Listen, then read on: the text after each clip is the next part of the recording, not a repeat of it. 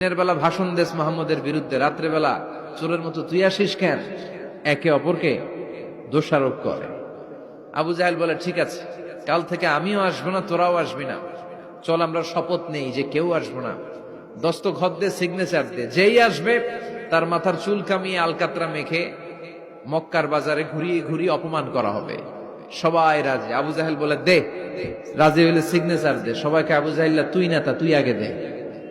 আবু জাহেল 1 number, number 2 Utba, number 3 শাইবা, সবাই signature.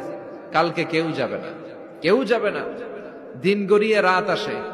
বিশ্বনবীর যখন তেলাওয়াত করার টাইম, ওই টাইমে আবু জাহেলের তেলাওয়াত শোনার প্যারা উঠছে। যারা সিরিয়াল দেখে, সিরিয়াল দেখার প্যারা আছে না একটা? 9টায় সিরিয়াল শুরু হবে, 8:30 থেকে প্যারা ওঠে। কথা কন, আমার সিরিয়াল শেষ হয়ে গেল, সব কাজ বাদ দে, তাড়াতাড়ি টিভির সামনে বস, আছে না নাই? আবু জাহেলেরও প্যারা উঠছে, তেলাওয়াত শোনার প্যারা। টসিং এন্ড টার্নিং, বিছানায় এপাশ ওপাশ করে আর মনে মনে ভাবে, হায় রে, আর তো সময় নাই, এই তো শুরু হয়ে যাবে একটু পরে মোহাম্মদের তেলাওয়াত, না গেলে তো বড্ড মিস হয়ে যাবে। যাই যাই, আজকে যেরকম দস্তখত নিছি আর ধমক দিছি, কেউ যাবে না, আমি নিশ্চিত কেউ যাবে না, আমি একটু যাই। উতবা, শাইবা, ওয়ালিদ ইবনে মুগীরা প্রত্যেকেই প্রত্যেকের ঘর থেকে এই একই কথা ভাবছে যে আজকে তো যেই থ্রেড দিছে আবু জাহিল্লাহ, আজকে কেউ যাবে না, আমি একটু যাই। সুবহানাল্লাহ পড়েন।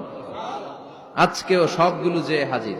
বিশ্বনবী মন্ত্রমুগ্ধ করা সুরের ঝংকার তুলে তেলাওয়াত করছেন, আর সবগুলো মন্ত্রে মুগ্ধের মতো তেলাওয়াত শুনছে। বিশ্বনবীর তেলাওয়াত শেষ, সব দিছে দৌড়।